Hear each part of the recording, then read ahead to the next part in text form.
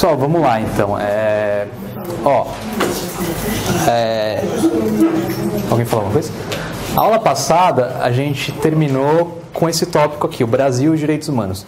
Hoje eu prometo para vocês que a aula vai ser mais legal, não vai, assim, vai ter aqueles conceitos que a gente tem que saber, mas vai ser bem menos conceitual, vai ser uma aula mais dinâmica. E o material que está aqui, que eu estou usando, é um material que eu disponibilizei para vocês. Eu inseri algumas questões dos últimos concursos da Defensoria Pública e aí eu pus ao final de cada tópico para vocês saberem qual que é o tema de pertinência. A gente vai resolvendo junto essas questões conforme a gente vai avançando a matéria.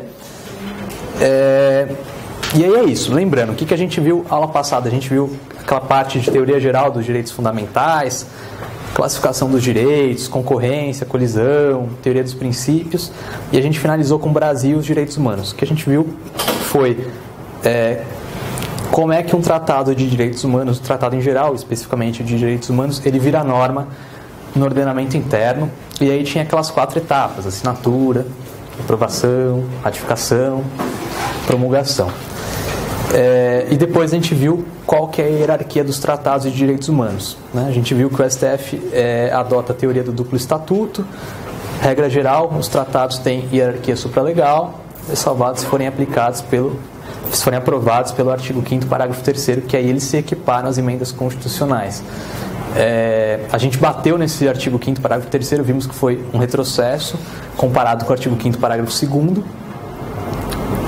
E aí, como que a gente vai começar a aula hoje? Eu trouxe aqui 2 questões sobre esse tema dos últimos concursos da Defensoria Pública, dos mais recentes, para a gente ver se a gente assimilou bem essa matéria e justamente para a gente ver como é que isso é cobrado, tá? Então vamos lá. Defensoria Pública de Pernambuco falava assim, ele vai te dar 3 assertivos. Você pode só dar uma ampliação? É mesmo. É verdade, achei que estava já. Boa. Foi. Desculpa. Aqui ele vai te dar 3 itens, e aí você vai ter que falar qual que está certo e qual que está errado, e com isso você vai assinalar as questões. Então vejam só. Item 1. Os tratados e as convenções sobre direitos humanos aprovados em cada casa do Congresso Nacional em 2 turnos por 3/5 dos votos são equivalentes às emendas constitucionais. Até aqui ele descreveu o artigo 5º, parágrafo 3º. E aí vem o problema. E não podem ser ulteriormente declarados inconstitucionais. Qual que é o problema aqui? Uma norma que é implementada por meio de emenda constitucional, ela sempre pode ser declarada inconstitucional. A única ressalva que a teoria da inconstitucionalidade faz é com relação a normas do Poder Constituinte originário, né? Essas normas, elas não podem ser declaradas inconstitucionais. Agora, se uma norma é originária de emenda constitucional, não tem nenhum problema que ela seja declarada inconstitucional, tá? Então, isso estaria incorreto. O fato do tratado ser aprovado pelo procedimento das emendas não isenta eventual inconstitucionalidade. Então, a 1 estaria incorreta. O STF entende que, quando vocês forem fazer essas questões desse jeito, é óbvio que vocês já vão riscando aqui, né? Já descartei a 1, então já risca tudo que aparece a 1, né? Já estaria trabalhando com 3 alternativas aqui. 2. O STF entende que a subscrição pelo Brasil do Pacto de San José da Costa Rica conduziu à inexistência de balizas a determinados comandos constitucionais, tendo por isso indicado a derrogação das normas legais definidoras da custódia do depositário infiel, tornando-se ilegal a sua prisão. Ele está falando isso aqui. O que ele está falando aqui? Basicamente, com outros termos, ele está falando sobre hierarquia supralegal dos tratados de direitos humanos e a eficácia paralisante. A subscrição pelo Brasil, ou seja, a aprovação do tratado pelo Brasil, conduziu à inexistência de balizas a determinados comandos constitucionais. Então, lembra? Prisão nos termos da lei. Então, veio o tratado, acaba com essas balizas, porque elas são incompatíveis com o tratado. Então, essa questão, essa assertiva estaria correta, tá? E a 3.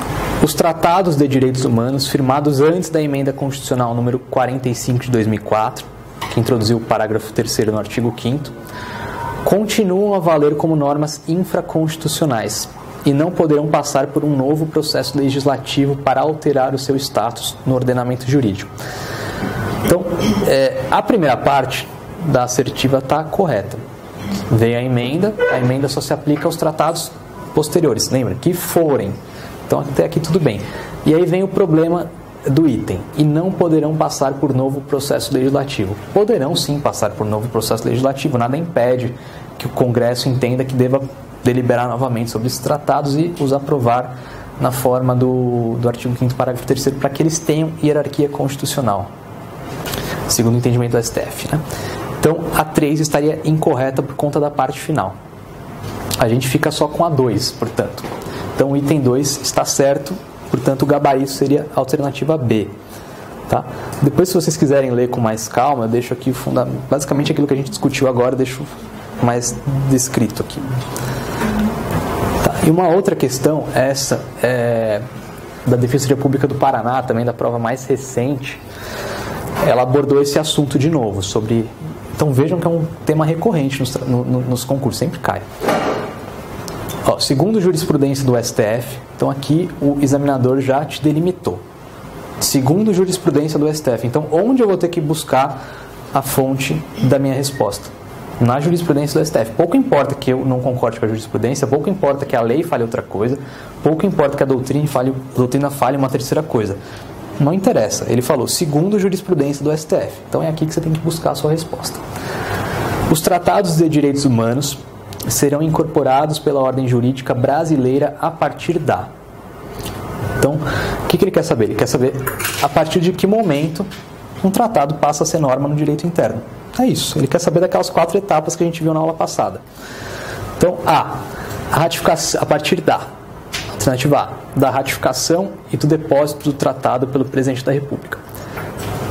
Assinatura, aprovação, ratificação. Ratificação é o quê? Terceira etapa, a gente viu que tem 4 etapas, portanto, na ratificação não dá. Então essa aqui está incorreta. Publicação de decreto legislativo de forma conjunta pelo Presidente da República e pelo Presidente do Congresso Nacional. Essa aqui também não dá. Primeiro porque o decreto legislativo é da competência exclusiva do Congresso Nacional, então não tem nada a ver inserir o Presidente da República. Segundo porque a aprovação pelo decreto legislativo é só a segunda etapa do nosso procedimento, e a gente viu que tem 4, então também não daria para assinalar essa. Promulgação por um decreto executivo do Presidente da República, pode ser que seja essa. D. Assinatura do tratado pelo Presidente da República, primeira etapa. E E, aprovação do Congresso Nacional mediante decreto legislativo, que é a segunda etapa. Então também não daria para assinalar essa. Vejam que essa questão, ela poderia ter 2 respostas. Se você pegar a ratificação, alternativa A, e a promulgação. Porque a gente viu que, segundo a Flávia Piovesan, só teria 3 etapas. Acabaria com a ratificação, não seria necessário o decreto, né? Mas ele falou, segundo a jurisprudência do STF. E segundo a jurisprudência do STF, a gente viu que tem as 4 etapas. Então tem que ser necessariamente com a promulgação. Portanto, o gabarito seria a alternativa C. Ok? Bom, tudo bem aqui. Essa matéria a gente pode continuar a considerar encerrada. Tá? Se alguém tiver alguma dúvida, a gente volta, não tem problema nenhum. Mas vamos passar para um tópico novo, então. Controle de convencionalidade. Isso parece ser uma palavra uma coisa bem diferenciada. O que é esse negócio de controle de convencionalidade? Nunca ouvi falar nisso. A primeira vez que eu me deparei com isso foi estudando para o concurso da Defensoria Pública. Salvo engano, foi cobrado na segunda fase do 6º concurso. Ele perguntava para você o que é o controle de convencionalidade, cite caso de controle de convencionalidade, e aí que eu fui me deparar com isso. Controle de convencionalidade é a mesma coisa, quase a mesma coisa, que o controle de constitucionalidade, ou seja, você vai aferir a validade de uma norma à luz de um determinado parâmetro. Convencionalidade é o quê? Convenção internacional. Então, em vez de utilizar o parâmetro da constitucionalidade, você vai utilizar o parâmetro da constitucionalidade, da convencionalidade. Então você vai verificar se uma norma é compatível com um tratado de direitos humanos. É isso. Concluindo pela incompatibilidade, essa norma é declarada inválida. Tá? É isso. Parece uma coisa diferente, mas não é nada demais. E aí que começa a surgir alguns problemas. O controle de convencionalidade, ele admite duas classificações. Porque o que acontece? Todo tratado, ele vai lá, a gente vai ver isso mais pra frente, todo tratado ele traz um órgão que se encarrega de monitorar este tratado. Então, por exemplo, o Pacto de São José da Costa Rica. Qual que é o órgão que vai fiscalizar se os estados estão cumprindo o Pacto de São José da Costa Rica? Comissão Interamericana e Corte Interamericana. Pacto Internacional de Direitos Civis e Políticos. Qual que é o órgão? Que está bem em voga ultimamente por conta da decisão do Lula. Comitê de Direitos Humanos. Então, todo tratado, ele traz um órgão que deve monitorar a obediência desse tratado. Paralelamente a isso, o Estado, quando ratifica um tratado, ele assume uma obrigação muito básica e muito nítida. Que obrigação é essa? Adequar o seu ordenamento interno às determinações do tratado. Ou seja, ele tem que revogar uma lei que contraria o tratado. Se o tratado falar algo do tipo, esse direito será exercido nos termos da lei, o Estado teria que editar essa lei e por aí vai. Então, daí que surge a ideia de convencionalidade. Acontece ainda que, se essa é uma obrigação do Estado, todos os seus órgãos devem se adequar ao tratado. O Judiciário, principalmente, o Judiciário deveria declarar a inconvencionalidade das normas que não concretizem esse tratado. Daí a gente já percebe que a gente tem duas instâncias, ou dois órgãos encarregados do controle de convencionalidade. A gente tem um internacional, que é aquele definido no tratado, e a gente tem um nacional, que é o Poder Judiciário. Então a gente tem o controle autêntico, definitivo ou de matriz internacional, que é aquele efetuado pelo órgão definido pelo tratado.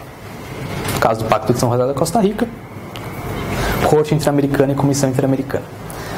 E a gente tem também o provisório, ou preliminar, ou de matriz nacional, que, como o nome já indica, é o executado pelo Poder Judiciário.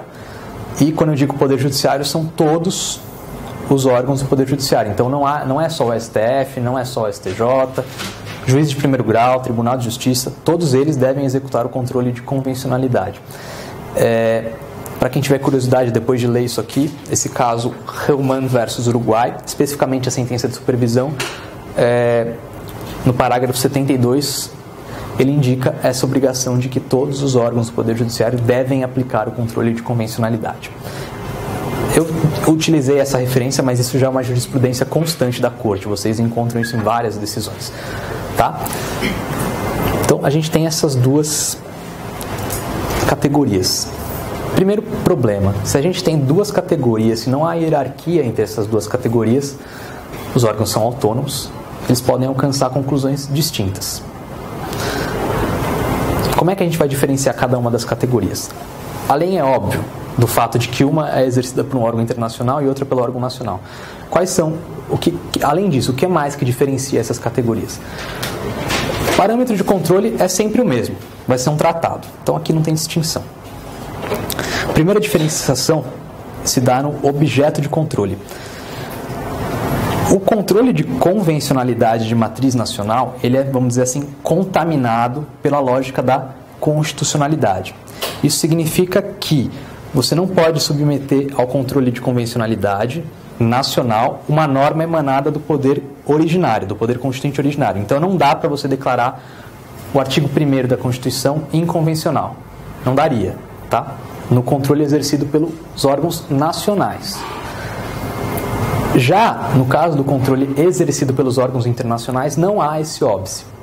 Os órgãos internacionais, como a Corte Interamericana, pode declarar a inconvencionalidade de todas as normas do ordenamento de um país, mesmo que essas normas tenham sido estabelecidas pelo poder constituinte originário. Então, o caso em que a gente percebe isso da Corte Interamericana é o caso Olmedo Bustos versus Chile, também chamado de caso A Última Tentação de Cristo. Alguém já assistiu esse filme, A Última Tentação de Cristo? Eu também não assisti, mas é um filme da década de 80. Não tô assistindo, não tem que assistir pro concurso.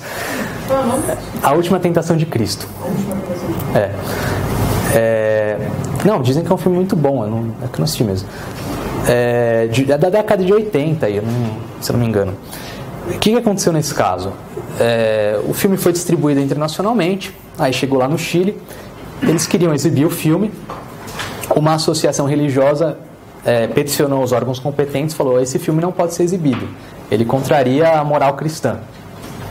Aí o judiciário, isso foi legitimado pelos órgãos competentes, o cara que tinha o direito de distribuição do filme questionou, o judiciário chancelou. Acabou, o Chile falou: esse filme não vai ser exibido aqui. Qual que foi o argumento do Chile para isso? Ele falou: a minha Constituição permite isso. Tinha um dispositivo na Constituição chilena que autorizava a censura prévia. E qual que é o problema de censura prévia? A gente já tem uma ideia mais ou menos disso, mas liberdade de expressão não admite censura prévia, ressalvados os casos de discurso de ódio, né? Aí tudo bem, aí já se convencionou que não tem problema, mas de um modo geral não se admite censura prévia. Você permite que a informação seja disponibilizada, divulgada, e depois você faz uma responsabilização ulterior. E aí esse era o problema. O Chile tinha um dispositivo constitucional que permitia a censura prévia. Isso chegou na corte e a corte falou: Chile, está errado.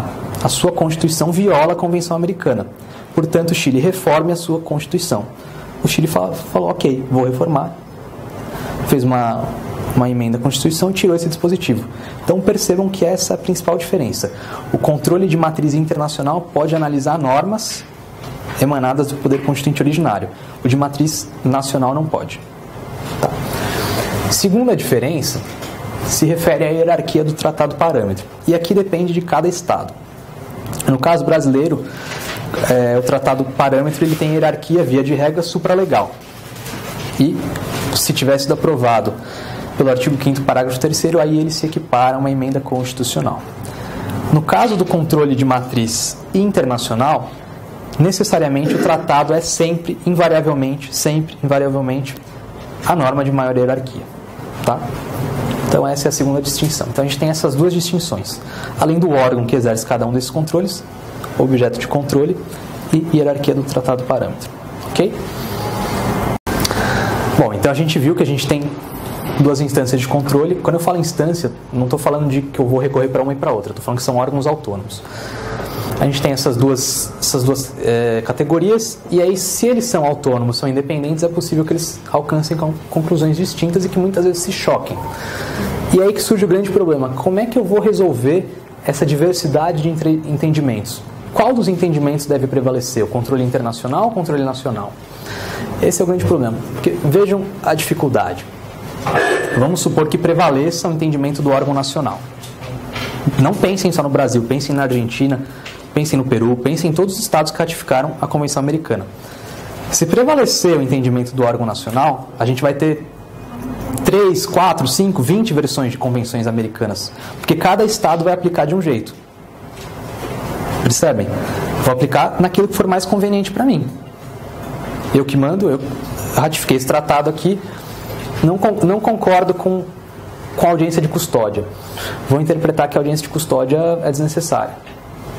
O Estado poderia fazer isso, de repente. E aí vem o problema. Então, se você deixa isso nas mãos do Estado, em última instância você não tem um tratado internacional, mas sim um tratado internacional nacionalizado. Aquilo que o André de Carvalho Ramos chama de truque de ilusionista. Ou seja, o Estado ratifica o tratado, mas pero não útil, só naquilo que é conveniente para ele. Então, se a gente entender que prevalece o controle de matriz nacional, a gente tem esse problema. E aí a doutrina propõe aqui dois mecanismos para compatibilizar esse possível conflito. O primeiro mecanismo ele se chama diálogo entre jurisdições, ou diálogo entre cortes, que eu diria que é um mecanismo preventivo.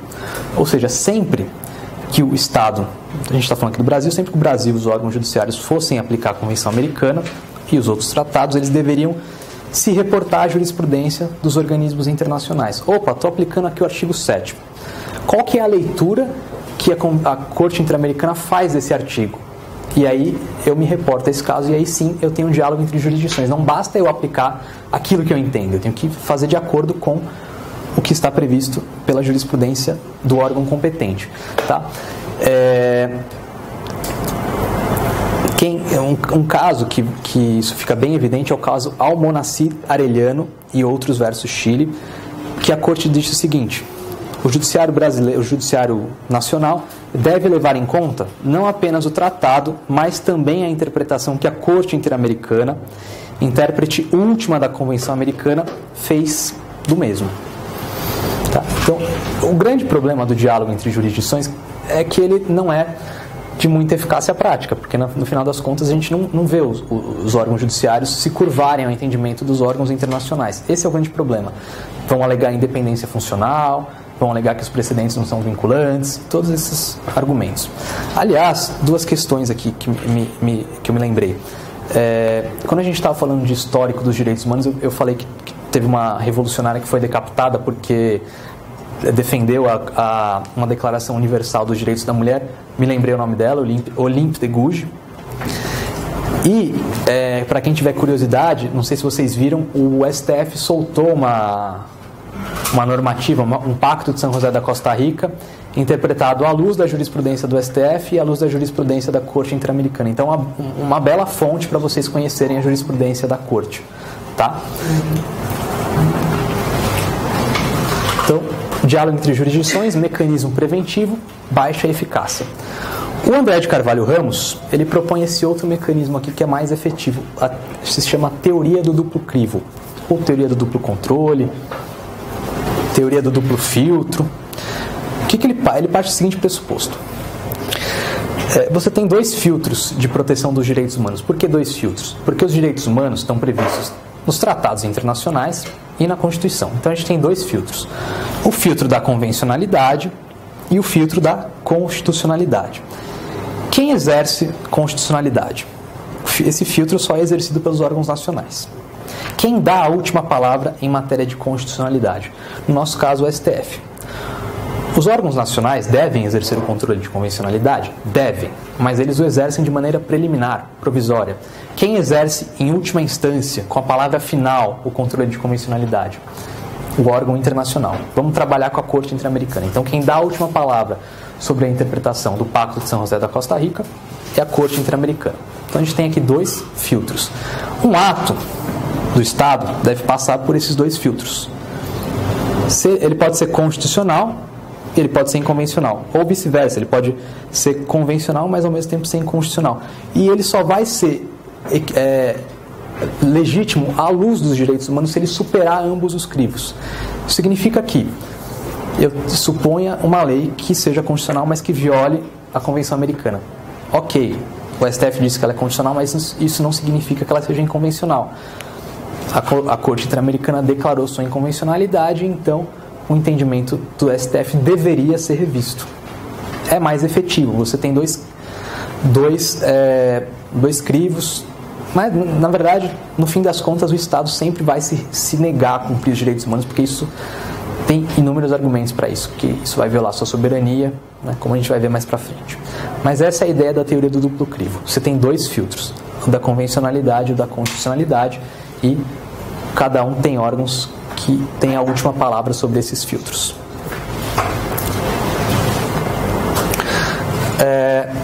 Um ponto bem interessante é a gente ver alguns aspectos práticos do controle de convencionalidade. O que a gente vai ver aqui? Em primeiro lugar, a DPF 153 e depois a questão do desacato. Tá? Bom, a DPF 153, para quem não se recorda, é aquela DPF em que foi questionada a constitucionalidade da Lei de Anistia, Lei número 6683 de 79. Um parênteses aqui, né? Lei de Anistia, por que ela foi submetida ao controle por meio de ADPF? Porque ela é uma lei anterior à Constituição, tá? E o único mecanismo que permite o controle de constitucionalidade de leis anteriores à Constituição é a ADPF, né? Então, por isso que ela foi objeto de ADPF. O STF, então, teria que deliberar se essa lei foi recepcionada ou não pela Constituição. O que o STF falou? O STF falou o seguinte: a lei de anistia foi sim recepcionada pela Constituição. E na prática isso significa o quê? Significa que os violadores de direitos humanos da ditadura, os agentes da repressão, não podem ser penalizados penalmente. Então, filtro da constitucionalidade, a lei foi recepcionada. A jurisprudência da Corte Interamericana é no sentido oposto. Tem o caso Gomes Lund aqui, mas vira e mexe, isso é matéria da Corte Interamericana. caso Herzog, que é super recente, também versa sobre essa questão. O que a Corte Interamericana entende? Que violações de direitos humanos cometidas no período da ditadura não podem ser objeto de anistia. O Estado tem a obrigação de investigar esses fatos e, identificando os autores, puni-los, necessariamente. Então, pelo filtro da convencionalidade, a lei viola o Pacto de São José da Costa Rica. Então, o Brasil deveria rever o seu entendimento. Ok, foi recepcionado pela Constituição, mas nós temos outro filtro e esse filtro tem que ser revisto. Tá? O Brasil não fez isso ainda, mas vira e mexe a gente vê o MPF ajuiza uma ação penal contra um ou outro militar aí. Isso é barrado por quê? Porque como se trata de um entendimento de controle concentrado do STF, basta que ele ajuize uma reclamação, isso já bate imediatamente na porta do STF. Tá? Então a gente tem esse entendimento dissonante. A DPF 153 é pela recepção e o caso Gomes Lund é pela violação do Pacto de São José da Costa Rica. Né? Só reafirmou a jurisprudência. A jurisprudência da Corte é pacífica nesse sentido. Descriminalização do desacato. Bom, por que o delito de desacato, Código Penal, artigo 331, seria inconvencional? Porque o Estado pode utilizar o desacato para cercear a liberdade de expressão. Então basta uma crítica mais feroz, uma crítica mais que não vamos dizer ofenda, mas que incomode aquele agente público, que ele pode apelar para o desacato. Opa, só, artigo 331, você está me desacatando, vou te levar preso. Então, qual que é o problema? Isso viola a liberdade de expressão, produz um efeito silenciador da crítica. Onde que está previsto a liberdade de expressão na Convenção Americana? Artigo 13. Tá? Além disso, tem a Declaração de Princípios sobre a Liberdade de Expressão. Essa Declaração de Princípios sobre a Liberdade de Expressão, ela está prevista expressamente no edital da Defensoria Pública daqui de São Paulo. Tá? E o seu item 11 é nítido, é enfático. Ele fala o seguinte: os funcionários públicos estão sujeitos a maior escrutínio da sociedade. As leis que punem expressão ofensiva contra funcionários públicos, geralmente conhecidas como leis de desacato, atentam contra a liberdade de expressão e o direito à informação. Então, por isso que ela é inconvencional, viola a liberdade de expressão, efeito silenciador. Em inglês, alguns doutrinadores chamam isso de chilling effect, chilling de frio. Então você esfria a crítica. Tá? A Defensoria Pública de São Paulo ela já solicitou à Comissão Interamericana que declare a inconvencionalidade do artigo 331 do Código Penal. Ainda não há decisão, mas a gente vê aqui que certamente quando chegar o momento a Comissão vai declarar a inconvencionalidade. Aliás, uma dica, um conselho para vocês que estão estudando para a Defensoria Pública: uma vez por semana, procurem entrar no site da Defensoria Pública e ver o que a Defensoria está fazendo. De repente isso aí pode dar um indicativo do que pode ser cobrado. Às vezes isso dá sorte.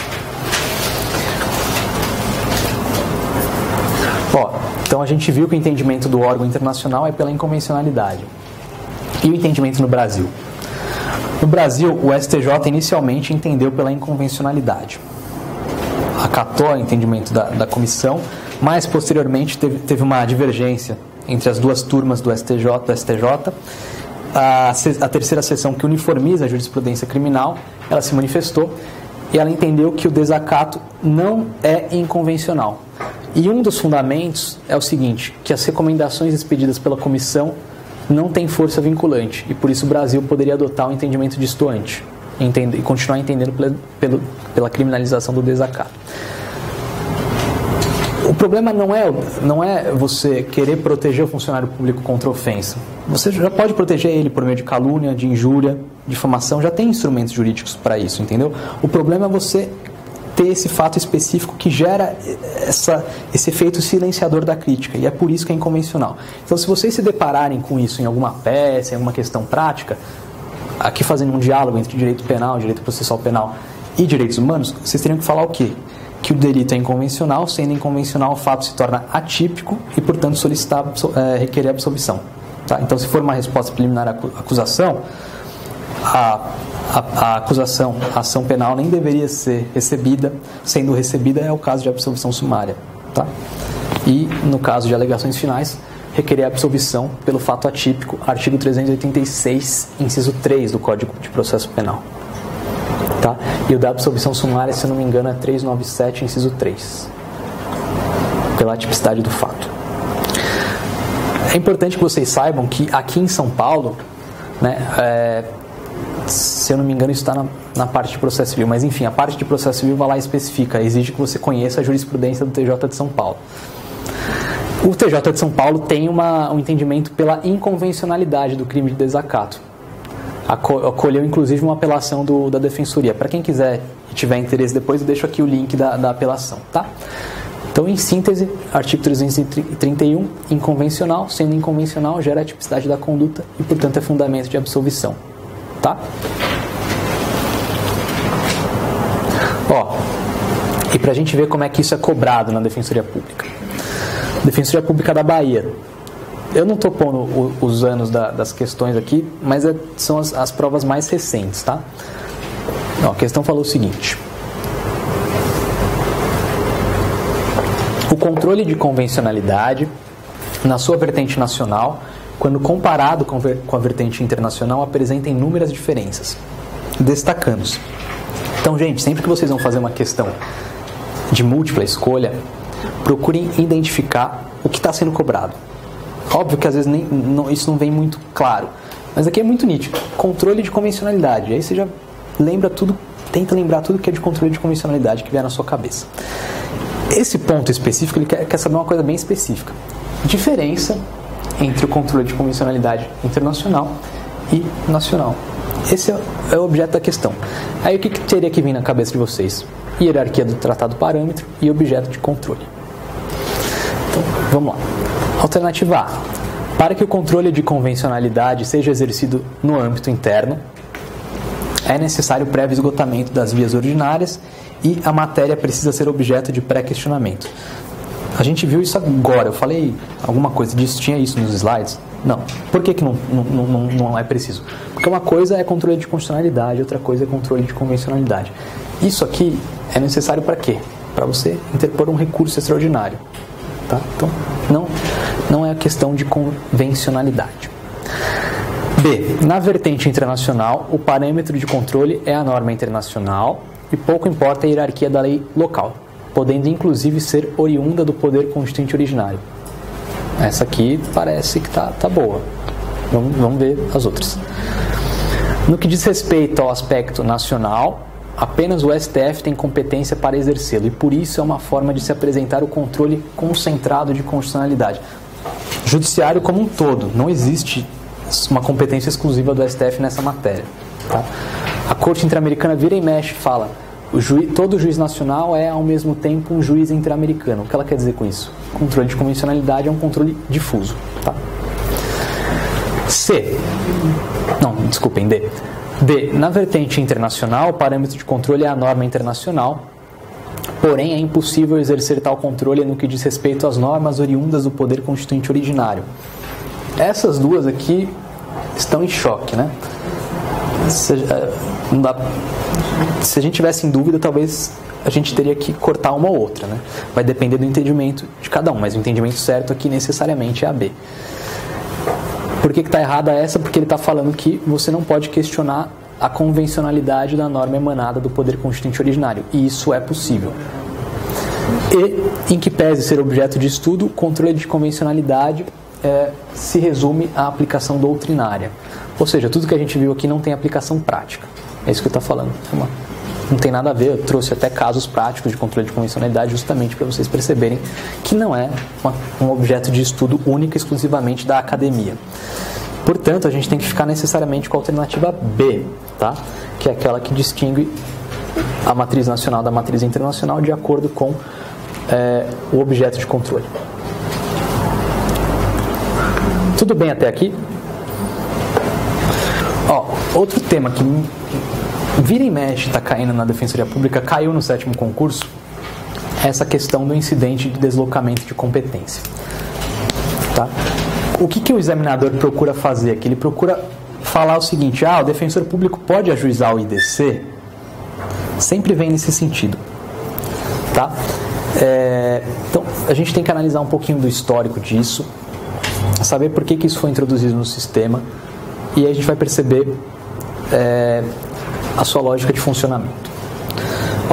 O IDC não é algo que estava previsto na Constituição originariamente. Ele foi introduzido pela Emenda 45 de 2004. A emenda fez 2 modificações para isso. Acrescentou no artigo 109 um inciso 5A, e o parágrafo 5º. Por que foi acrescentado esse incidente de deslocamento de competência? Para prevenir a responsabilidade internacional do Estado. Vamos abrir um parênteses aqui e falar um pouquinho sobre responsabilidade internacional do Estado. Responsabilidade internacional, ela é objetiva. Basta que o Estado descumpra uma norma internacional. Por quê? Porque o Estado, quando ratifica um tratado, qual que é a primeira obrigação que ele assume? Adequar a sua normativa nacional à luz do tratado. Isso significa que, enquanto ele não faz isso, ele está em mora, ele está descumprindo o tratado. Então, por isso que a responsabilidade é objetiva. Se é o caso de responsabilidade objetiva, não precisa demonstrar culpa, dolo, basta demonstrar o quê? Violação do tratado, ilícito, nexo de causalidade. Tá? É isso que você tem que demonstrar. Então, a responsabilidade internacional é objetiva. Isso significa que o Estado sempre vai ser condenado? Não, é óbvio que não. Ele tem as suas defesas. E a sua principal defesa é demonstrar que ele investigou os fatos. Então, aqui você tem uma obrigação de meio, não de resultado. Cabe ao Estado demonstrar o seguinte: olha, eu me deparei com esse fato, tá? Eu investiguei, mas eu não consegui identificar os autores desse fato, eu não consegui punir por causa disso. Não é que a minha investigação demorou 10 anos e prescreveu o fato, não é isso. Eu investiguei, a investigação foi conduzida por um órgão imparcial, independente, e de fato não era possível esclarecer os fatos e por isso eu não agi. Então, se o Estado demonstra isso, ele está isento de responsabilidade. Por isso que eu falo que a obrigação é de meio, porque ele tem que demonstrar que procurou investigar, mas não necessariamente que ele puniu. Se ele tivesse que demonstrar que puniu, seria uma obrigação de resultado. Então, obrigação de meio. A título exemplificativo, caso Gilson Nogueira de Carvalho versus Brasil. É um caso que versa sobre assassinato de um defensor de direitos humanos.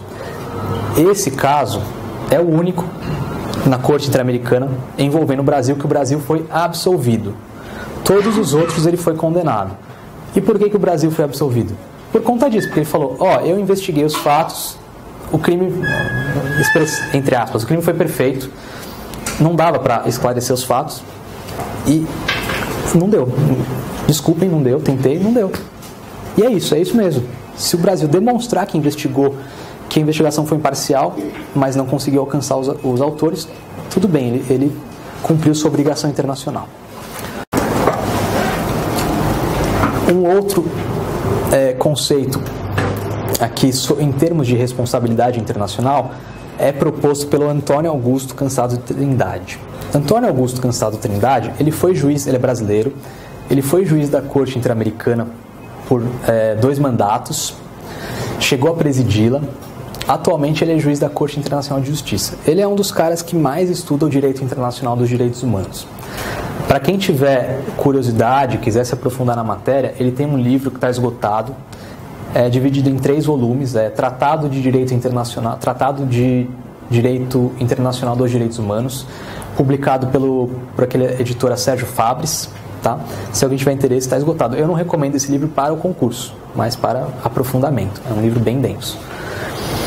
E aí ele propõe um outro conceito. Tudo que a gente viu aqui até agora, ou seja, a ideia de que a responsabilidade é objetiva, basta demonstrar nexo de causalidade, não precisa de dolo, nem culpa, seria a responsabilidade internacional, vamos dizer assim, em sentido comum, em sentido genérico. Ele propõe um outro conceito. Ele fala de responsabilidade internacional agravada. Porque, na sua opinião, teria casos de violações de direitos humanos muito graves. E, para ele, na sua visão, a responsabilidade internacional comum seria insuficiente para abranger esses fatos. Ele propõe essa ideia de responsabilidade internacional agravada. Que é isso? São as hipóteses de massacres, de violações sistemáticas, como uma verdadeira política de Estado, a violação dos direitos humanos. Então, nessas hipóteses, nós estaríamos diante de uma responsabilidade internacional agravada. Crimes da ditadura militar seriam hipóteses de responsabilidade internacional agravada. Conceito doutrinário, tá? Isso não apareceu na jurisprudência da Corte. Quem propõe é esse autor. Ainda dentro do parênteses da responsabilidade internacional. Tem um probleminha aqui. Muitos estados adotam a forma federativa, em oposição à forma unitária, ou seja, eles repartem o poder em estados membros e União. E aí a gente poderia indagar.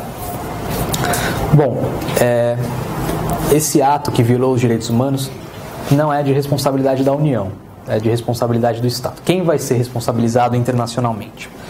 No nosso caso, será necessariamente a União. Tá?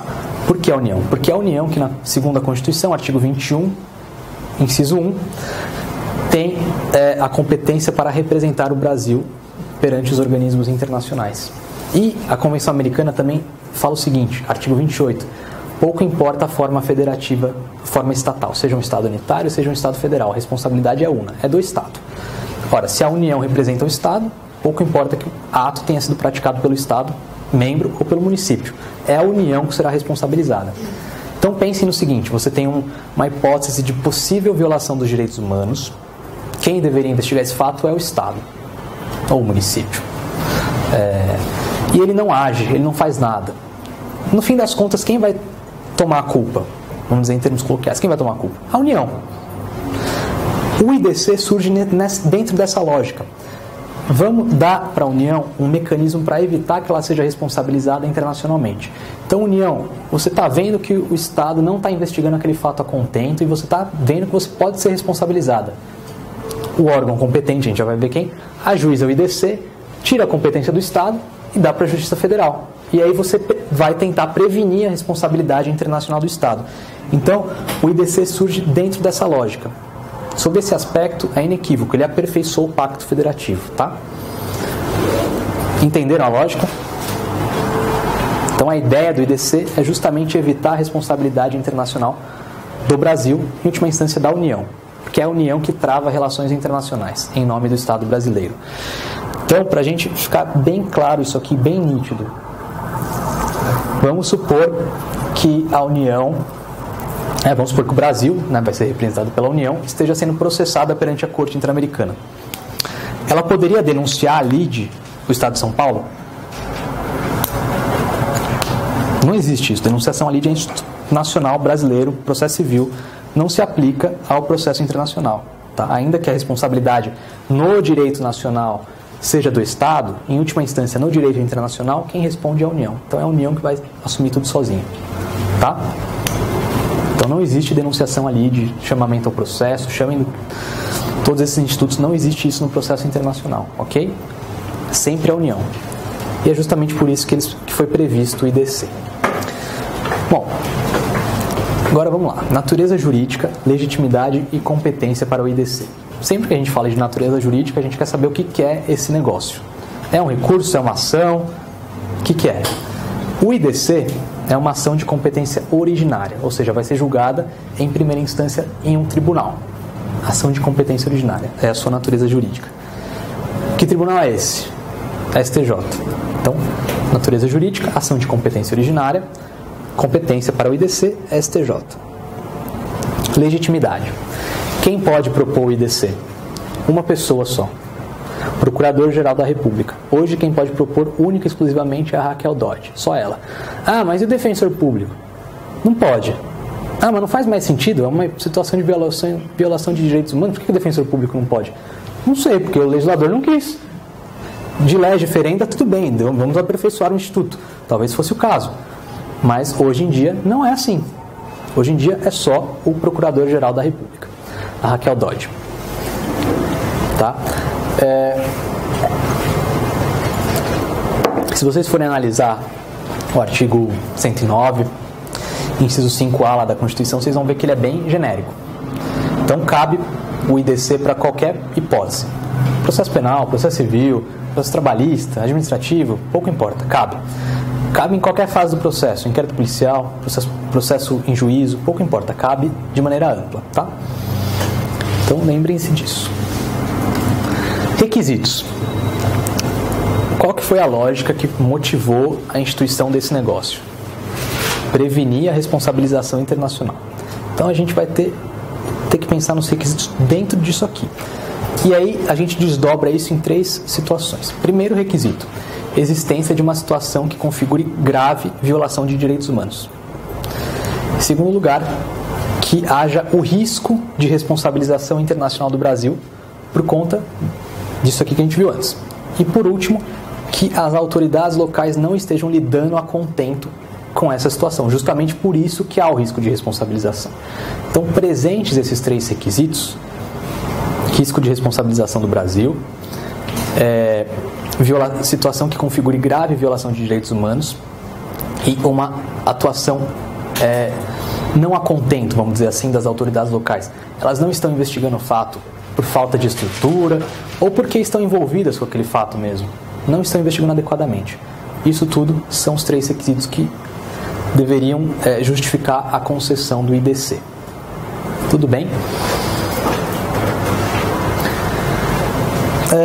O IDC, como eu disse, ele foi proposto por uma emenda constitucional, a emenda 45 de 2004, e tudo que é instituto novo normalmente gera questionamento.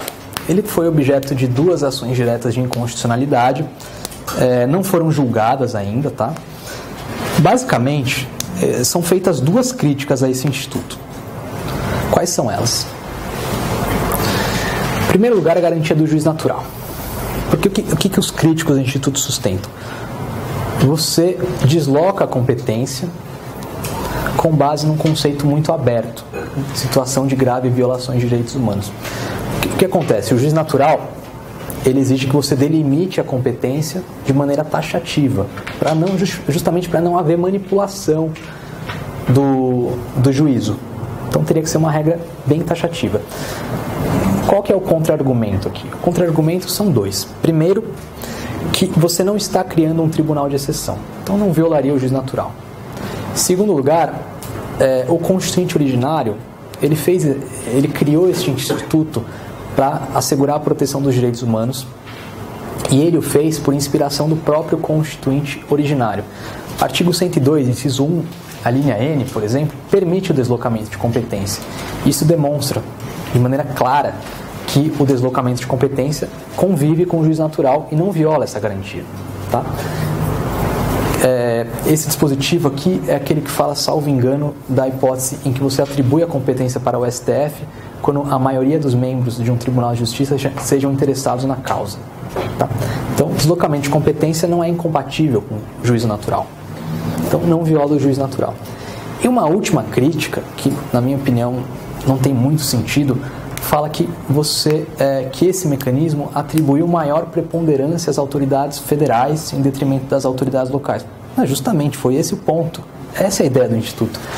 As autoridades locais estão agindo inadequadamente, eu tenho que retirar isso delas e passar para a União, para eu não ser responsabilizado. É essa a ideia. Nesse ponto, o fundamento da inconstitucionalidade seria a violação do artigo 60, parágrafo 4º, né, a abolição do Pacto Federativo. Mas é todo o oposto. Não aboliu o Pacto Federativo, não diminuiu o Pacto Federativo, aperfeiçoou, pelo contrário. Então esse argumento também é improcedente. Tá? Então essas 2 críticas não se justificam. Prática do IDC. Se vocês consultarem o site do STJ, lembrando que é uma ação de competência originária do STJ, vocês vão verificar que o IDC foi suscitado em 5 oportunidades, concedido em 3. O primeiro IDC, número 1, IDC Dorothy Stang. Aquele caso do assassinato da missionária Dorothy Stang foi indeferido. O segundo IDC é o paradigma, vamos dizer assim, que é o caso em que o STJ traça aqueles 3 requisitos. Qual que é o IDC número 2? O IDC do Manuel Bezerra de Matos Neto, que é um defensor de direitos humanos que foi vítima de homicídio. E aí ele traça aqueles 3 requisitos. Risco de responsabilização internacional, situação que configure grave violação dos direitos humanos e uma atuação inadequada das autoridades locais. Tá? Então é no IDC número 2. Vocês não têm que saber, o IDC número 2 é do fulano, o IDC número 3 é do ciclano. Vocês só tem que saber isso, que já foi suscitado em 5 oportunidades, a primeira foi indeferida e já foi concedido em 3 vezes. Ok? E aqui, para a gente matar qualquer dúvida, ficar bem claro isso, o IDC é a Defensoria Pública. Então, em matéria de incidente de deslocamento de competência, qual que é a atribuição da Defensoria Pública? Nenhuma. Nenhuma. Nada. Não, mas é violação de direitos humanos, porque o defensor público não pode atuar, porque o direito positivo não deixa atuar. Simples assim. Tá? Então, o defensor público nisso aqui não pode fazer nada. Ele não tem legitimidade para ajuizar o IDC. O que ele poderia fazer é o seguinte: opa, tem uma situação aqui que pode configurar IDC, vou comunicar o Procurador-Geral da República e ele vai decidir se ele vai ajuizar ou não, porque a legitimidade é dele. Só isso que o defensor público pode fazer, ok? Exemplo, caso Carandiru, massacre do Carandiru, a Defensoria Pública aqui de São Paulo comunicou o Procurador-Geral da República para que ele tenha conhecimento dos fatos e, se for o caso, julgando conveniente, suscite o IDC. Tá? Mas não pode, a Defensoria não ajuiza o IDC. Ok? Ficou bem claro isso? Então vejam como que isso é cobrado. Defensoria Pública de Santa Catarina. A federalização dos crimes contra os direitos humanos, um outro nome para o IDC, é uma ferramenta introduzida em nossa Constituição pelo Poder Constituinte Reformador. Sobre esta moderna ferramenta é correto afirmar. Então, identifiquei aqui o tema de cobrança, IDC. É isso que ele quer que eu responda sobre isso. Para que o incidente seja proposto, há a necessidade de prévio esgotamento das vias ordinárias? Não tem nada a ver isso. Prévio esgotamento de vias ordinárias é requisito para interpor recurso extraordinário especial. Então, não é o caso, não tem nada a ver uma coisa com a outra. O incidente de federalização só pode ser manuseado na fase processual após a denúncia. Então, a gente viu que o Constituinte ele foi bem genérico aqui, ele trata de uma maneira bem ampla qualquer fase do processo. O caso Manuel Matos foi federalizado sob o fundamento de existência de grave violação aos direitos humanos. É o primeiro caso do tipo no Brasil. Tá certo. A minha dúvida seria a seguinte: é o primeiro caso do tipo. Eu teria a seguinte dúvida: o que ele quer dizer com é o primeiro caso do tipo? É o primeiro caso que foi utilizado o IDC ou é o primeiro caso que foi admitido o IDC? Então eu teria dúvida nisso. Até aqui tá certo. Então eu não sairia marcando essa questão, teria que analisar as outras. D. Um incidente de federalização pode ser proposto pelo interessado para... Não, legitimidade exclusiva. Pelo Procurador-Geral da República, ok. E por qualquer Procurador-Geral de Justiça. Não, só pelo PGR. Então essa aqui a gente teria que descartar. O incidente de federalização será processado perante o Supremo Tribunal Federal, STJ, e terá cabimento em caso de grave violação de direitos humanos. A parte final tá bonita, mas a primeira parte não dá, STJ. Então, necessariamente, nós teríamos que falar com alternativa C. E aí a gente entende que quando ele fala o primeiro caso do tipo, ele está querendo falar que é o primeiro que foi admitido. Tá? Alternativa correta, letra C, portanto. Tudo bem até aqui? Tá dando para entender tudo? Bom, tópico novo então. Justiça de transição. Quando a gente fala de justiça de transição, o que tem que bater na cabeça de vocês aqui é período da ditadura militar. É isso que a gente está falando, tá? E as consequências disso. Então, justiça de transição, conceitualmente falando, é o quê? É um conjunto de medidas judiciais e extrajudiciais que representam a ruptura de um período de exceção e medidas que serão implementadas para reafirmar um período democrático. Tá? Então isso é justiça de transição. A doutrina, para facilitar o estudo da justiça de transição, o termo é meio ruim, né? Justiça de transição, mas não é só medida judicial, é extrajudicial também, tá? Fala o seguinte: ela se divide em 4 vertentes, 4 dimensões, 4 esferas. Primeira esfera, direito à memória e à verdade. Ou seja, vamos investigar esses fatos, vamos saber aquilo que efetivamente aconteceu. Para quê? Para que a gente conheça o nosso passado e não incida nos mesmos erros no futuro. Essa é a ideia da dimensão da direito à memória e à verdade. Então vamos investigar e conhecer o que aconteceu de fato. A segunda dimensão é a dimensão da responsabilização dos perpetradores das violações dos direitos humanos. Ou seja, eu tenho que identificar aqueles caras que violaram os direitos humanos, que cometeram esses atos extremamente repugnantes e responsabilizá-los. Aonde? Na esfera penal, na esfera civil. Esfera penal, a gente já viu que não dá. Por quê? A DPF 153. ainda que a gente tenha o caso Gomes Lund, ainda que a gente tenha o recente caso Vladimir Herzog contra o Brasil, pelo qual a Corte Interamericana falou: Brasil, sua lei de anistia é inconvencional, reforme isso. A gente viu que o STF não acolheu isso. E na prática, então, ele inviabilizou essa dimensão no que se refere ao aspecto penal.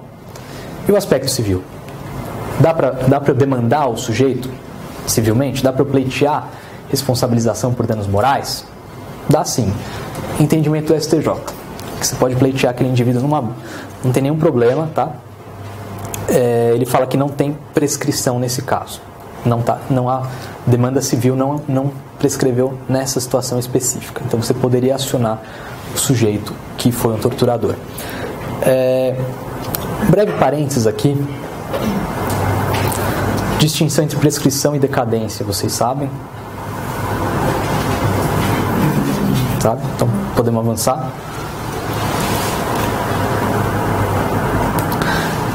Reformas institucionais. Terceira dimensão. O que é isso? São medidas para quê? Para você sedimentar aquele período de exceção definitivamente e implementar o regime democrático. Então, exemplos: desmilitarização das polícias, algo típico da ditadura militar. Teríamos que ter desmilitarizado as polícias. E quando a gente fala isso, não quer dizer que a gente é contra a polícia, quer dizer que a gente quer uma polícia melhor. Só isso. E que é melhor até para os próprios policiais, porque eles vão poder reivindicar direitos trabalhistas. Hoje em dia, o policial sendo militarizado não pode nem constituir sindicato. Seria melhor até para o regime de trabalho deles. E outro exemplo de medida institucional: revogação do tipo penal do desacato. Tá? Por fim, reparação das vítimas. Se a gente tem que responsabilizar os violadores, a gente tem que, ao mesmo tempo, reparar as vítimas. Essa seria a última dimensão, que também, nos termos da jurisprudência do STJ, foi viabilizada. Então você tem direito à memória e à verdade, reformas institucionais, reparação das vítimas e responsabilização dos agentes do período de exceção. Tá? Então essas são as 4 dimensões. Comissão Nacional da Verdade. Parece meio... Não parece fazer muito sentido estudar isso para concurso público, mas no 7º concurso, no concurso atual da Defensoria Pública aqui de São Paulo, isso foi inserido no edital. Tá? E aqui é meio que um problema, porque se vocês pegarem os relatórios da Comissão Nacional da Verdade, vocês vão ver que eles têm 3.000 páginas. Então eu sugiro que vocês comecem a ler umas 10 páginas hoje, até o dia da prova, talvez dê. Não, tô brincando. Tem uma parte final lá, conclusões, que tem acho que umas 30 páginas. Acho que ler isso aí já ajuda, já tá bom. E parece muito, para o tanto que a gente tem que estudar e o pouco tempo que a gente tem que estudar, mas não é tanto assim, porque são vários tópicos, a letra é grande, o espaçamento é bom também, então vai rápido, tá? Dá para ler. Bom, a Comissão Nacional da Verdade, ela foi instituída por essa lei aqui, Lei 12.528 de 2011, tá?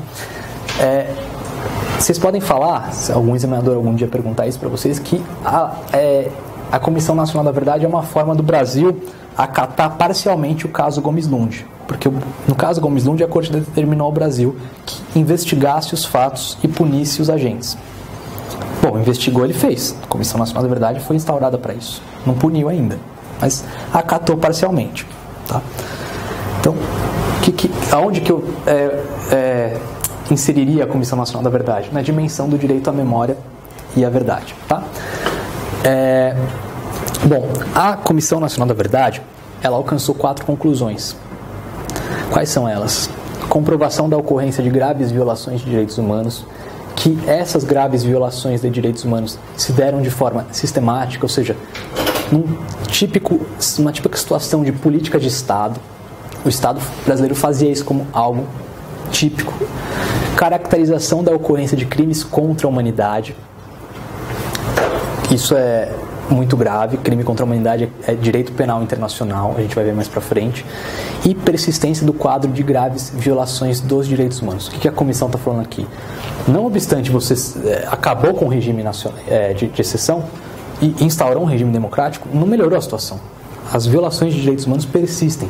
Execuções sumárias pela polícia. Ok? Então, essas são as 4 conclusões.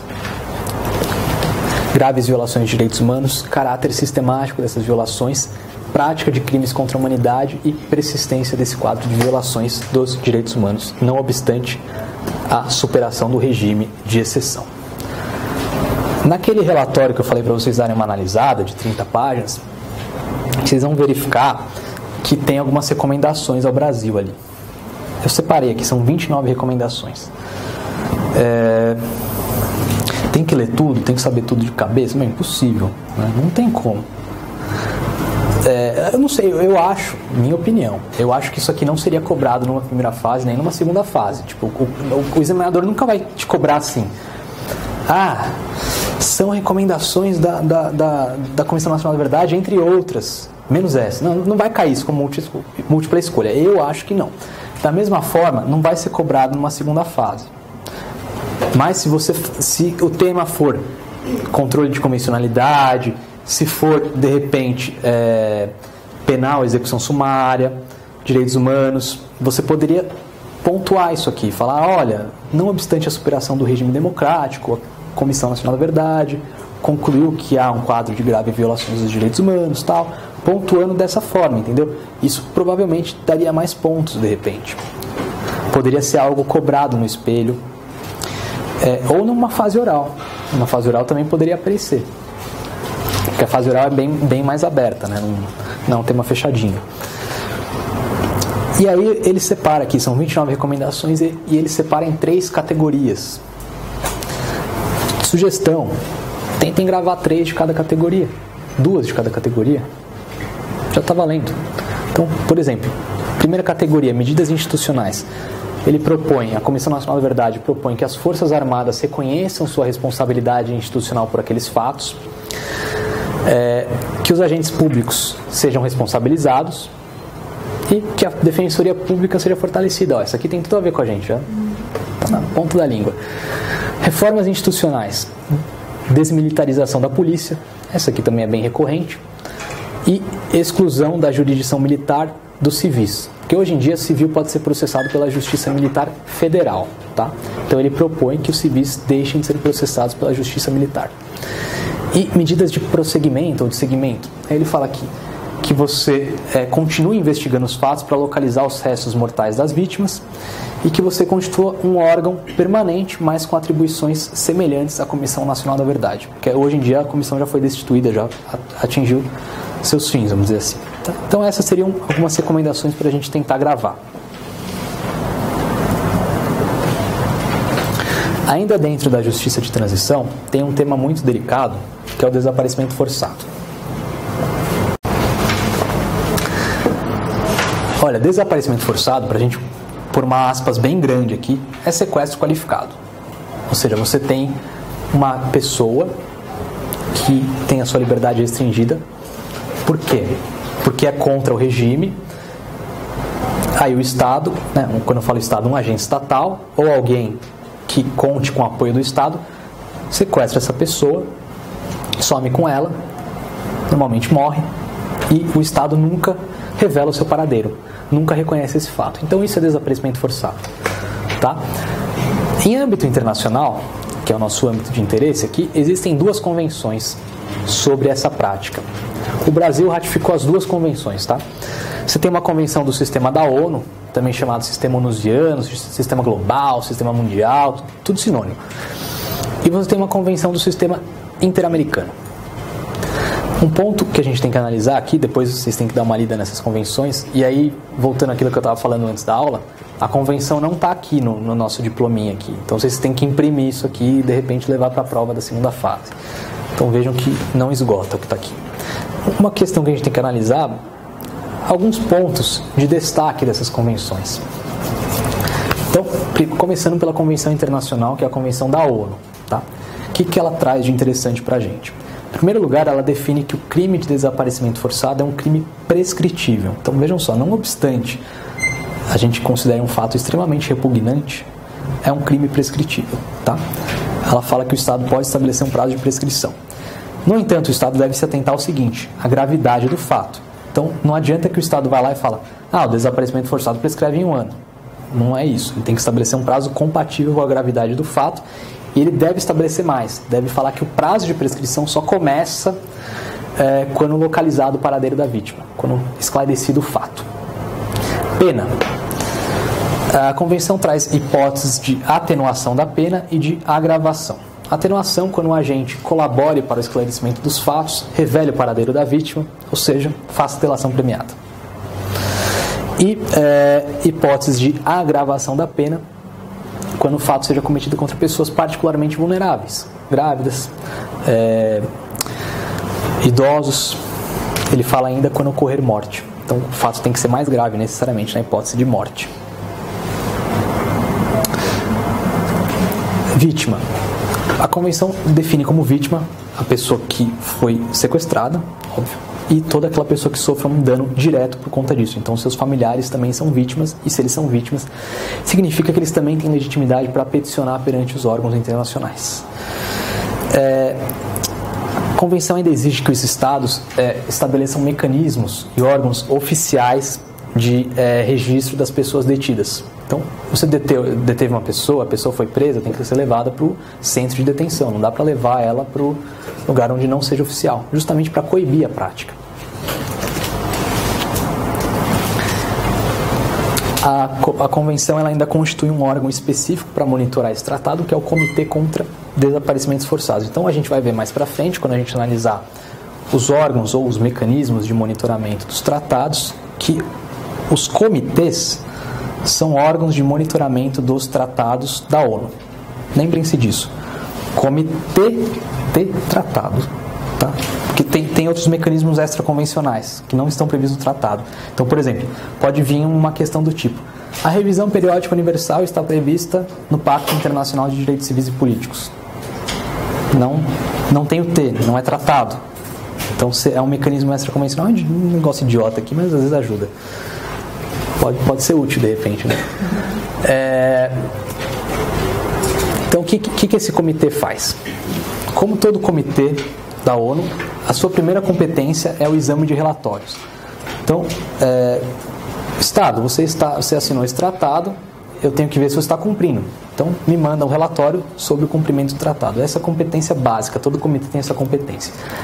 A competência dos comitês ela pode ser ampliada, normalmente, por meio de uma declaração facultativa do Estado. Ou seja, o Estado ratifica o tratado e não necessariamente atribui essa competência ao comitê. Ele só atribui essa competência ao comitê, que eu vou falar agora, se ele formular uma declaração nesse sentido. Que competência é essa? Ele atribui competência para que o comitê processe petições individuais. Então, eu fui vítima de desaparecimento forçado, minha família poderia acionar o comitê para que investigasse os fatos e responsabilizasse o Brasil por conta disso. Então isso é que se chama sistema de peticionamento individual. Tá? A maioria dos comitês traz essa possibilidade, mas sempre por meio de uma declaração facultativa do Estado. E isso é um problema, porque pode ser cobrado de repente algo do tipo: dos comitês abaixo, quais foram aqueles que o Brasil reconheceu o peticionamento individual? São 5 só, a gente já vai ver oportunamente. O Brasil, então, não reconheceu essa competência do Comitê contra o Desaparecimento Forçado, ok? Outro ponto que pode chamar a atenção é que, não obstante o desaparecimento forçado seja um crime permanente, enquanto não localizada a vítima, o crime está se consumando. Não obstante seja um crime permanente, o comitê só tem competência para investigar fatos que ocorreram após a data de ratificação do tratado. Então, se o Brasil reconhecer essa competência do comitê hoje em dia, pessoas que foram vítimas de desaparecimento forçado na ditadura não poderão acionar o comitê. Só daqui para frente. Ok? Bom, quais são os pontos de destaque da Convenção do Sistema Interamericano? Em primeiro lugar, a Convenção ela é explícita nesse sentido que os órgãos competentes para julgar o desaparecimento forçado devem ser órgãos da justiça civil, porque é muito comum que, justamente para proteger o próprio regime, o próprio Estado, os próprios agentes, a competência seja atribuída à justiça militar. E a Convenção veda isso expressamente. Um outro ponto é que a Convenção define expressamente o desaparecimento forçado como uma prática injustificável, ou seja, em nenhuma hipótese isso pode ser praticado, nem mesmo em uma situação de guerra. Na mesma forma que a Convenção Internacional, ela estabelece que o Estado tem obrigatoriedade de manter estabelecimentos oficiais e os registros competentes. E o monitoramento, por ser um tratado do sistema interamericano, os órgãos competentes para monitorá-lo são a Comissão Interamericana e a Comissão e a Corte Interamericana, ok? Então ele não constitui um órgão específico, não é necessário isso. Tipificação do crime de desaparecimento forçado. Então, as duas convenções trazem essa obrigação para o Estado, ou seja, o Estado ratificou os tratados, o que ele teria que fazer? Teria que ir lá no Código Penal e constituir um tipo penal de desaparecimento forçado. O Brasil não fez isso ainda. Isso, para fins do direito internacional dos direitos humanos, se chama mandado de criminalização. É expresso, porque a convenção traz com todas as letras. Tipifique essa conduta. Quais são os elementos? Privação de liberdade, intervenção imediata ou aquiescência de agentes estatais e, por fim, denegação do Estado que não reconhece esses fatos, que não revela o paradeiro da vítima. Então, esses são os 3 elementos de configuração do desaparecimento forçado. Como eu disse, o Brasil não tipificou o desaparecimento forçado, ok? Não há crime de desaparecimento forçado no Brasil. E aí poderia surgir uma dúvida, porque a ditadura militar, período de exceção, é algo que acometeu toda a América Latina, né? E muitos dos ditadores ou dos agentes da ditadura se refugiaram em outros países. Isso poderia surgir a seguinte indagação. Bom, se o Brasil não tipificou o desaparecimento forçado, isso significa que um ditador militar, por exemplo, ou um agente da ditadura militar, não poderia ser extraditado. Por que não?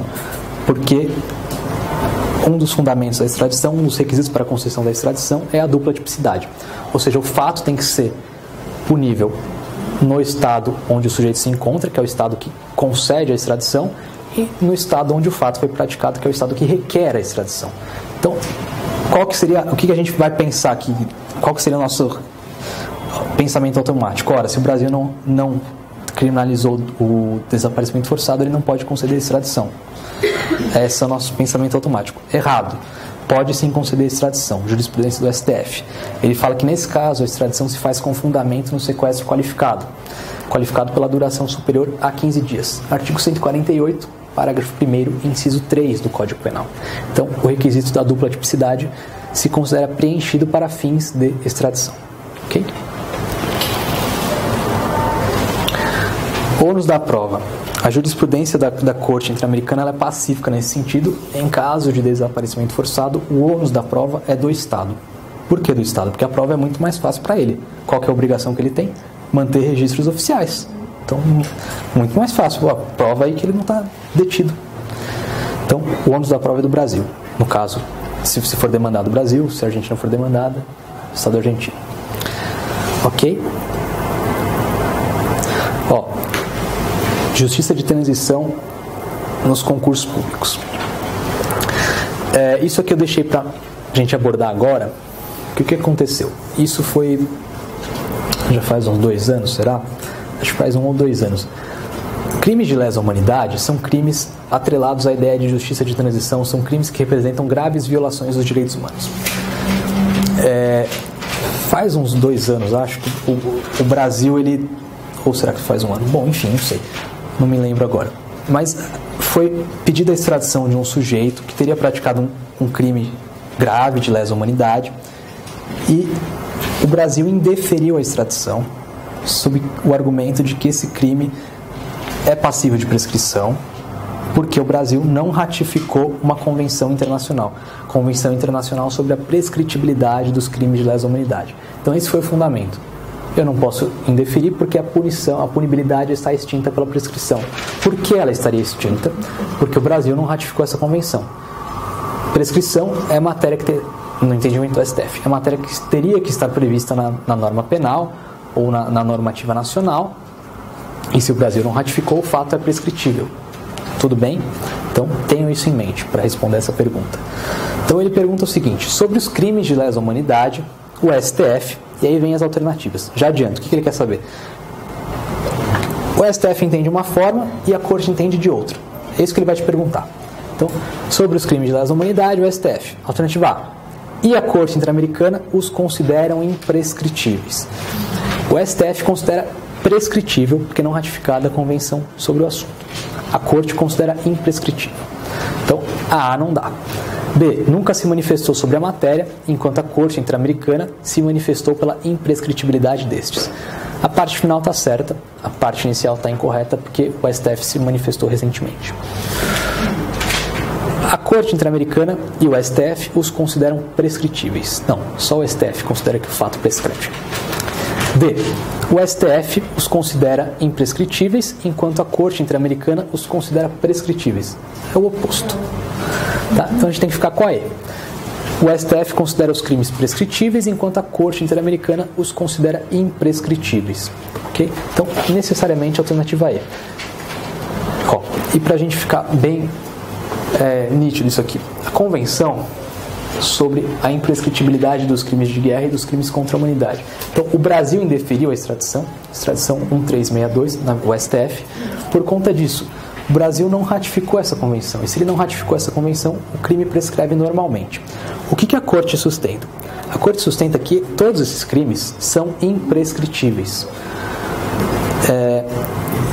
Por quê? Porque são fatos muito graves que não podem escapar da punição penal. E aí você fala, bom, mas tudo bem, mas faz sentido, né? Porque direito penal, se o fato não foi definido como prescritível, direito penal, norma penal, legalidade, faz todo sentido, você para pensar. Será? A Corte Interamericana esclarece isso. A ratificação desse tratado tem efeito declaratório, porque consagra um princípio do direito internacional, que é o princípio da imprescritibilidade destes crimes. Então pouco importa que o Estado não ratificou, já é um princípio, já é uma norma de ius cogens a imprescritibilidade desses crimes. Ok? Tudo bem? Então, lembrando, o STF entende que esses crimes prescrevem. Tudo bem até aqui? Então agora adentrando nos organismos, mecanismos, órgãos de monitoramento ou de proteção dos direitos humanos. Desculpa. Professor, aquele caso do Amarildo poderia entrar nesse caso de desaparecimento forçado? Sim. Que a família disse que foi pelo Sim. E se simplesmente... Sim.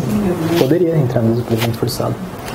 Mesmo a gente não estando em transição, né? Uma das conclusões da Comissão Nacional foi que prevalece o quadro de graves violações. Então, sim, é uma hipótese de desaparecimento forçado.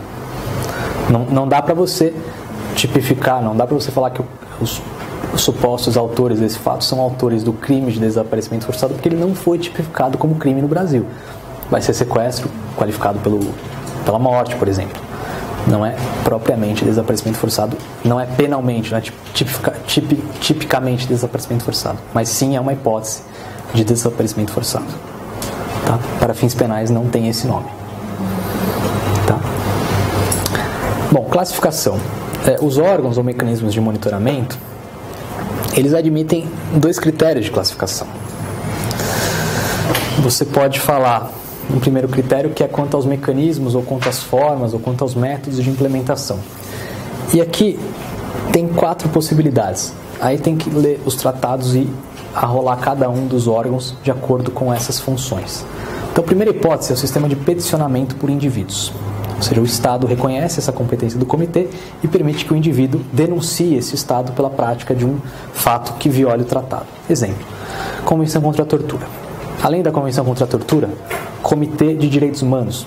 Além do Comitê de Direitos Humanos, Comitê para os Direitos das Pessoas com Deficiência, Comitê sobre os Direitos da Criança e, por fim, o Comitê contra a Discriminação, contra a discriminação contra a mulher. Então são esses que admitem peticionamento individual. Tem uma tabelinha lá na frente, não se preocupe, para ficar mais fácil. Sistema de investigação pelo comitê, ou seja, tem um fato aqui e o comitê tem atribuição para investigar, para esclarecer aqueles fatos. Ele pode fazer uma visita no território do Estado e apurar aquilo. Essa é uma possibilidade também. Exemplo, protocolo facultativo a Convenção sobre a Eliminação de Todas as Formas de Discriminação contra a Mulher. O Comitê contra a Tortura também tem essa atribuição. Ok? Sistema de apresentação de relatórios periódicos, que é o mais tradicional. Então, o Estado, a cada 4 anos, me apresente um relatório para eu ver se você está cumprindo esse tratado. A cada 2 anos, cada 1 ano, vai depender de cada tratado. A periodicidade é definida por cada tratado. Pô, eu tenho que saber todos? Cara, eu nunca vi isso aí cair em concurso, tá? Nunca vi perguntar, o Comitê de Direitos Humanos tem competência para analisar relatórios a cada 4 anos. Nunca vi cair assim. Mas é a porcaria que estabelece prazos diferentes, não é uniforme. E por fim, o sistema de comunicações interestatais. Ou seja, um Estado denuncia o outro pelo descumprimento do tratado. Convenção Internacional sobre a Eliminação de Todas as Formas de Discriminação Racial, Pacto Internacional de Direitos Civis e Políticos. Tá? Aí não tem jeito, tem que analisar cada tratado e verificar. Cadê o... Ó, a tabelinha está aqui na frente, a gente já volta nela, tá? Segunda possibilidade de classificação é quanto às fontes. Você tem mecanismos convencionais, ou seja, cuja fonte é o tratado, e mecanismos extraconvencionais, cuja fonte é uma outra norma que não um tratado. Revisão Periódica Universal, Conselho de Direitos Humanos, relatores especiais, a gente já vai ver mais pra frente. Tá? Prévia análise dos mecanismos convencionais. Lembrem-se sempre, mecanismos convencionais, comitês, tratados. Mecanismo convencional. Tá. Bom, eu não vou falar muito sobre isso, porque nós teremos uma aula específica sobre as convenções da ONU, como eu adiantei, mas eu queria pontuar 2 problemas aqui. Em primeiro lugar, nós temos diversos comitês. Então, cada tratado da ONU traz um comitê. E aí pode surgir um problema. Já pensou se um comitê emite uma conclusão diferente do outro comitê? Então, eu estou violando... Tem um comitê contra a tortura, por exemplo. Ele viola a prática da tortura num presídio. Ele fala que o Estado violou o tratado porque pratica a tortura no presídio. Aí, de repente, vem o Comitê dos Direitos Civis e Políticos, dos Direitos Humanos, que é do Pacto Internacional de Direitos Civis e Políticos, e que também teria atribuição para isso, porque tem tortura no Pacto de Direitos Civis e Políticos, tem proteção contra a tortura, e ele fala, bom, não, aqui não tem tortura, o Brasil não tortura os seus presos. Então, vejam, pode acontecer isso, plenamente possível. Estou dando um exemplo esdrúxulo, óbvio que ninguém vai falar isso. Mas poderia ter uma decisão conflitante. E aí, o que acontece? Qual que eu cumpro? O André de Carvalho Ramos, ele fala que não tem nenhum problema nisso, porque esses comitês, eles não têm força vinculante. Não há nenhum dispositivo nos tratados que falam que tem força vinculante. Tanto que os tratados falam recomendações. Em sentido usual, recomendação é o quê? Aquilo que você pode cumprir ou não, uma recomendação. Aí você vai me falar, pô, você tá de brincadeira. E aquele tal de Conselho de Direitos Humanos que emitiu uma medida cautelar contra o Brasil em favor do Lula? Todo mundo está falando que tem que cumprir. Então, aí surge o problema. Aí é o outro problema que eu queria colocar para vocês. Porque pela redação do tratado, de fato, não há nenhuma norma expressamente que atribua a força vinculante. Se vocês pegarem, por exemplo, a título comparativo, tá? Vou pegar aqui a Convenção Americana sobre Direitos Humanos, Pacto de São José da Costa Rica. Olha o artigo 68. Putz, agora eu não estou achando, mas tem um artigo que fala da Convenção da Corte Interamericana que fala: os Estados comprometem-se a cumprir as decisões da Corte. Então é expresso. Se você pegar o Pacto de Direitos Econômicos, Sociais e Culturais, o Pacto de Direitos Civis e Políticos, não tem um dispositivo nesse sentido. E aí que surge o problema. Aqui, artigo 68.1. Os Estados na Convenção comprometem-se a cumprir a decisão da Corte. Então é expresso. Aqui não tem como falar que não tem força vinculante. Esses outros tratados não têm esse dispositivo. Alguns autores até classificam esses mecanismos de mecanismos quase judiciais, porque não seriam vinculantes. Ok, essa é uma primeira posição. Qual que é a outra posição? A outra posição se baseia no princípio da boa-fé. Fala o seguinte, olha, ok, não tem um dispositivo expresso sustentando a força vinculante, mas isso não é um problema. Porque os Estados, quando ratificam os tratados, eles devem atuar de boa-fé. E atuar de boa-fé significa cumprir integralmente o tratado. E eu só cumpro integralmente o tratado quando eu me submeto àquilo que o órgão encarregado de monitorar este tratado determinou. Então, com base nesse princípio da boa-fé, que seria vinculante. Que posição eu tenho que sustentar? Não tem nem falar que posição que você tem que sustentar, né? De baixo, óbvio. Não, mas é de baixo, tá? Pode, é a de baixo. Se cair na prova, você pode problematizar as duas. Falar, não, veja bem, não existe, o tratado não traz essa posição. Alguns doutrinadores sustentam que não é vinculante, mas não há como escapar pelo princípio da boa-fé, ok? Tá? Então teria força vinculante. É isso que eu queria pontuar com vocês sobre os comitês. Eu não vou entrar em cada um dos comitês. E para sedimentar a nossa tabelinha, como é que eu tenho que ler essa tabela? Você vai pegar a tabela, vai ver que tem o órgão. Esse órgão foi reconhecido pelo Brasil o sistema de peticionamento individual. E eu coloquei aqui o fundamento para isso, porque eu já vi questão falar, o tratado originário atribui essa competência para o comitê. Na verdade, não é o tratado originário, é o protocolo facultativo. Então você também tem que saber isso. Tá? Então o Comitê de Direitos Humanos, ele assume essa competência do peticionamento individual por meio de um protocolo facultativo. Tá?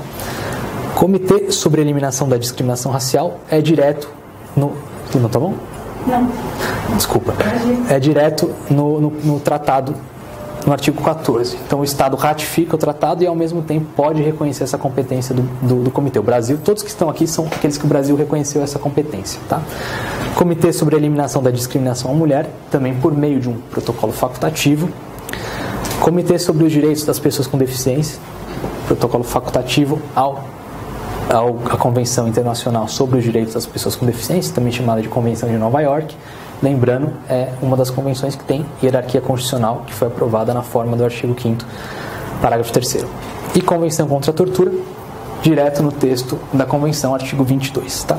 Tem um protocolo facultativo desse tratado, mas ele se destina a constituir um subcomitê contra a tortura, que seria um mecanismo para aferir a prática da tortura em locais de detenção. Tá? E esse o Brasil aderiu? O Brasil aderiu, inclusive editou a lei que instituiu o mecanismo de prevenção à tortura. Tá? Esse o Brasil aderiu.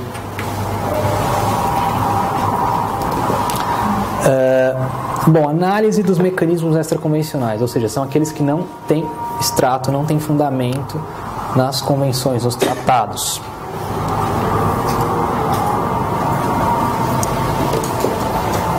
Querem fazer uma pausa?